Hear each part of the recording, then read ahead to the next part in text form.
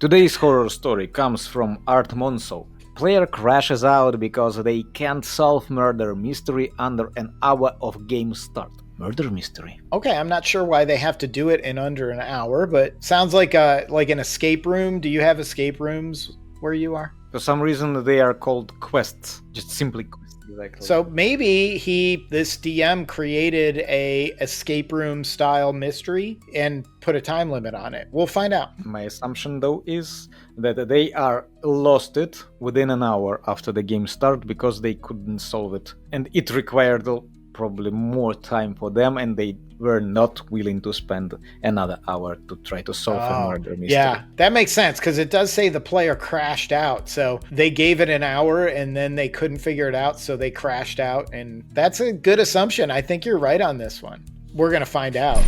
So Halloween is near, and I remember a 5e game I ran a few years back, maybe 2017 or so, for a comic shop's RPG game day. The organizers were running a Halloween-themed one-shot around ghosts, ghouls, and all kinds of monsters.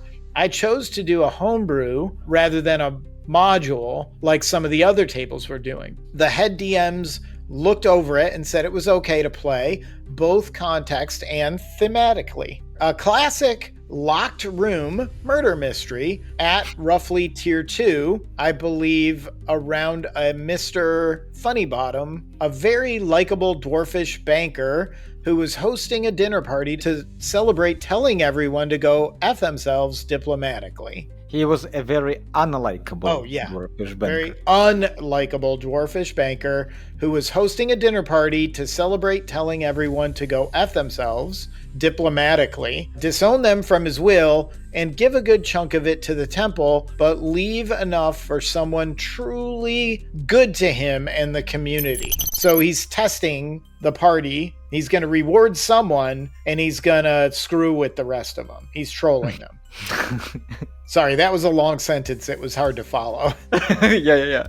Hard to read this one. A little bit. Starting from the title. The title was already hard to read. Definitely was. All right, so it happens that after this announcement and going into his study to send off the new will, he and his lawyer die loudly in the room. The partygoers, including the PCs, break down the door to see Mr. Funnybottom and the lawyer were blasted to death by magic. So now it was the party's job to figure out what happened to Mr. Funnybottom and his will. The PCs are an artifact alchemist, an inquisitive rogue, and a lore bard. All the players were people there. This is hard. All the players were people there who known of Mr. Funnybottom fondly to some degree. So the players were people that Mr. Funnybottom knew to some degree. Most of the party was happy though that it's not me who is reading this. This one's hard to read. It really is. Most of the party was using pre-made characters, but were asked by the head DM to allow players to bring their own characters, being a loosely connected world for the store's loosely custom setting. Whew! It's a hell of a sentence. It's all over the place, too. So enter the problem player. Brainy, the edgy teen, for it's a name that rhymes with his behavior. I don't get what that means. Most of the helper DMs hated Brainy. What's the rhyme for Brainy? Brainy, the edgy teen, for its name rhymes with his behavior. Zany? I don't know. Okay, let's ask to the commenters to have the suggestions, because my English is not all that good probably to figure out this rhyme. Apparently yours not good enough too. I don't have any idea what this person is talking about sometimes.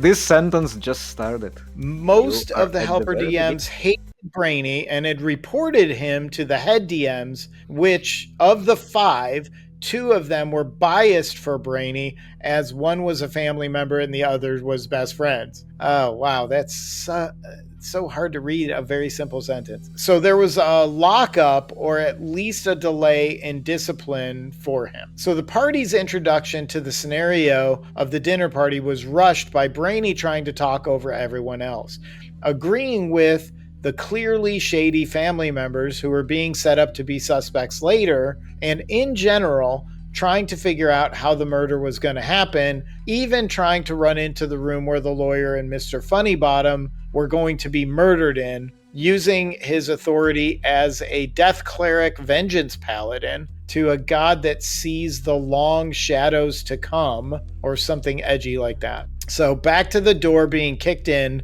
and the dead bodies.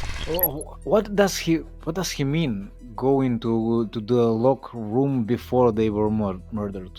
Apparently, he's intimating that this person, because of his connection to some of the DMs, has some advanced knowledge of what's going to happen, and he's trying to get a head start. He was trying to go to the room before the murder? No. Yeah, that's what it says. No. Funnybottom.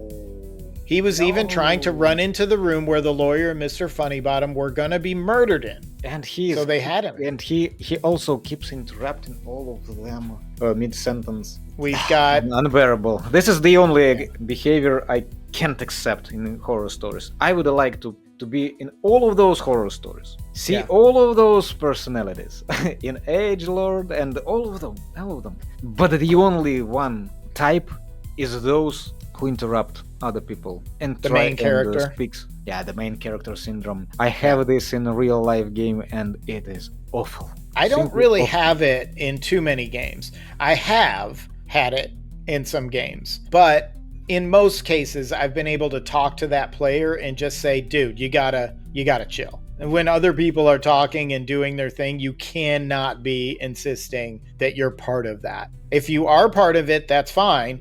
But if your character's not even in the room, be quiet. But if he is a part of it, for example, I'm talking to an NPC, and all the time I got shut down by another player who she can find an idea appealing and likes this idea, and not you are going to tell that, but I'm, and she starts to talk over me. Yeah, the DM's got to shut that down. I'll be with you in just a minute. I'm talking to this character right now. I'll get to you in a second. Yeah, thankfully he does do that from time to time, but it keeps coming all the time, like 9 times out of 10. And he steps in 5 times out of 10. So we are still leaving the room for those 4 times out of 10 being interrupted. Yeah. Ridiculous. That's not cool. But this is even worse, much worse. Because he knows the plot and wants to go to the what is going to be a mystery then if he will figure out, he will see the whole murder. Yeah, the party looks over the room to see what clues they could get. But before I can start describing anything, I guess, Brainy yells out that he's using Speak to the Dead on the dead bodies like one who just set a checkmate in an epic cinematic chess game. This is so hard to read. It's probably a really good story, but it is so poorly written.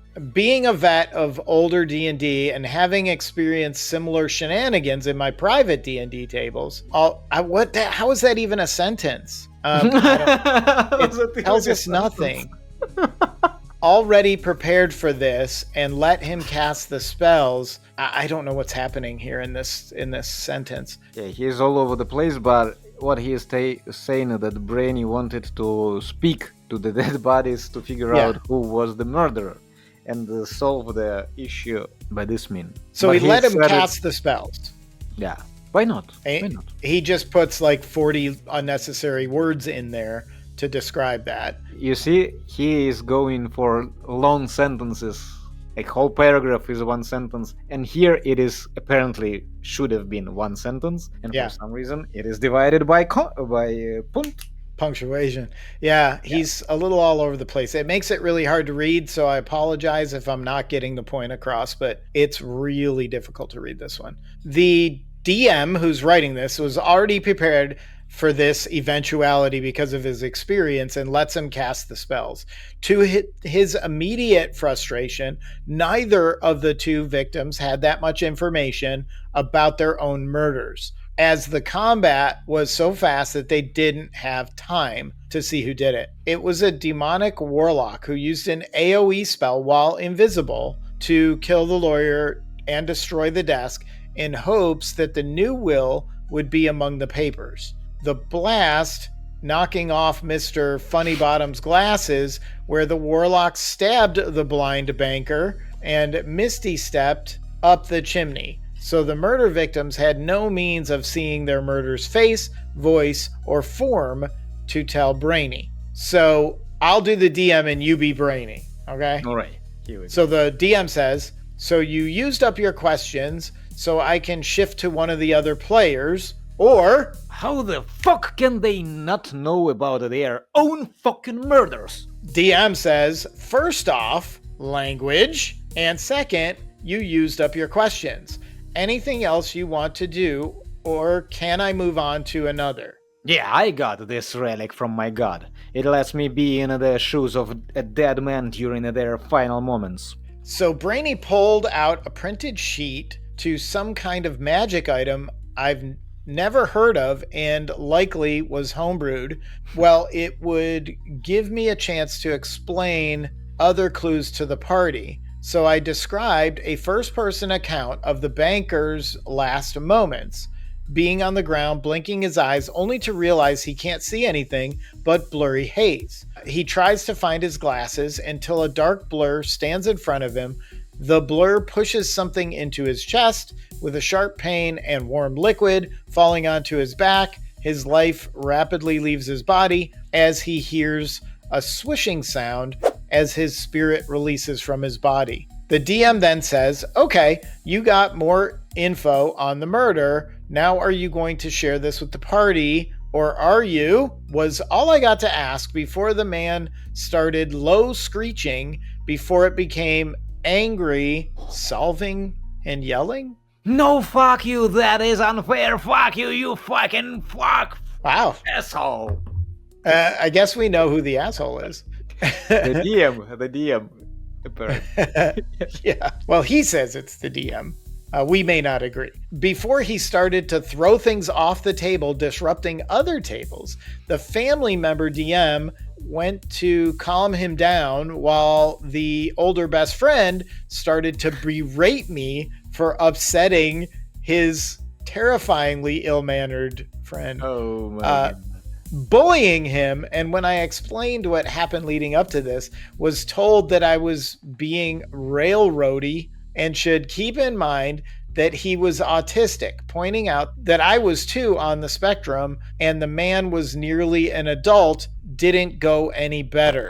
Okay, now I understand the writing style a little bit better. If this person's on the spectrum, it makes a little more sense where the sentences aren't really following. Yeah. I get it. We took a short break and the other players returned, which I thought it was just going to be them, and I started to run it up again when Brainy returned. Oh, he used the actual person's name. He rhymed the name with the person's actual name. That's where the rhyme is. Okay. I'm not going to say mysteries. Yeah, I'm not going to say his real name, but he mistypes it here and uses the real name. We haven't solved any mystery in this story. There were some. No, the only mystery we've solved is the player's real name. No, and the why the writing is so stylistic as well. Yeah, why it's written this way. Yeah, so there are so many plot twists. He began to order the other players around to places that Brainy shouldn't have known about. Apparently, he got hold of the notes I shared with the organizers and is using them to cheat blatantly. What do we think of cheaters, Alex? Fuck them. Yeah. I agree. ban them from the comic shop and never invited them into game. This is the worst scenario. Yeah. You are ruining Yeah. the game not only for you, you have ruined it. Having notes and knowing the plot, I would be mad if someone would tell me stuff like that. And you are ruining it for other players as well. And the other players are about to speak out. So the very next sentence, as a matter of fact, the other players had had enough of this and started packing up. And I joined them while Brainy was trying to turn this into a win for himself. I was later asked to meet with the DM organizers for my side, and they debated among themselves. It resulted in a tie. Apparently, they're voting on this between Brainy's friend and family member and the other two nonpartisan DMs. The tiebreaker decided that for the sake of fairness, I stay on probation longer for possibly provoking the situation and possibly being ableist. Oh, God. Oh, man. And Brainy just takes a break for a few weeks from D&D. Yeah, this wasn't my first strike, and it would not be my last from this store. It won't be until 2019 when the virus hits when I saw the last of Brainy, though from what I heard from his friends still going to the RPG store events, he already had a foot out the door given how much of the community was tired of his shenanigans, and the store was looking to ban him as the complaints were starting to cut into patronage, and the virus economic impacts just made the encourage breaks a permanent one. Dude, you should have banned him right from the trying to cheat. This store is Yeah. It definitely is. Brainless monkeys. Yeah, the two DMs who are his friend and his family member that shared with him, why would you ever share the notes with a player who's going to play that game, even if you're related to them? What is the point of that? I told you, I would have been really mad if someone did it to me. Yeah, those two DMs should be banned as well. Spoiling the whole fun, the whole game. Yeah, that's terrible. And this was a homebrew. On top of it, other people were running modules. If you really want to cheat, go buy a module and play in a game you owe the module to, but at least try to be subtle about it. This guy had the notes and trounced all over this guy's game and ruined it for everyone. Doesn't even sound like they finished it. No. They packed up. Yeah, they packed up. They didn't finish. I don't even know what happened to Mr. Funny Bottom. Well, we do, because he told us the warlock killed him. He didn't say why, though. And which warlock was that? We also don't know. It is always better when a detective comes to solve mystery murders when the murderer is unknown, not a random random guy from the street who just junkie. I mean, I don't know what the end of the story was, so I can't tell if this was even a story worth solving. But if this was some random warlock, who cares? No, nobody. Yeah. The TLDR was edgy teenager has tantrum because he couldn't solve the murder mystery in the first hour of play with a speak to dead and random homebrew item. The homebrew item's kind of on the DM, though. I'm fine with people making their own characters and stuff, but you can't just add random magic items to your character that are unapproved by the DM, even for a one-shot. So Bluetooth says, God forbid, in a world where magic lets you talk with the dead, the perpetrators know that too and prepare accordingly. I agree. Of course, yeah. Of course. Yeah, this is a magical murder of some type. So this guy's gonna know that there are these abilities. It can happen also if your murderers could be wearing masks, and most of them do. Look at those assassins. They walk like Assassin's Creed, right? Yeah. Most of victims don't even know who hit them and what happened. They just switched the lights off. You could get your throat cut from behind. You never saw the person's face. Yeah. This person was being ridiculous, and I don't think autism has anything to do with it. The autistic players that I play with, and I have quite a few of them in various games, they tend to be very sticklers about the rules. Yeah, and I like to play with those autistic people. Yeah, so do I. Some of them are lean towards beating the game and making OP characters, Yeah. but some of them who don't, they are really fun to play with. I think most of my experience has been good with autistic players. I have had a few that are rules lawyers, but we've had conversations and I just tell them, look, let me rule on the rules. If we have a dispute, we'll deal with it after session, and we'll make it going forward. We'll all understand what that ruling is. But let's not drag the game to a halt discussing the rule book for an hour when we can be playing D&D. All right then. Yeah. That was a tough one. Don't forget to like and subscribe. Send us comments. We'll read your comments. True. We will.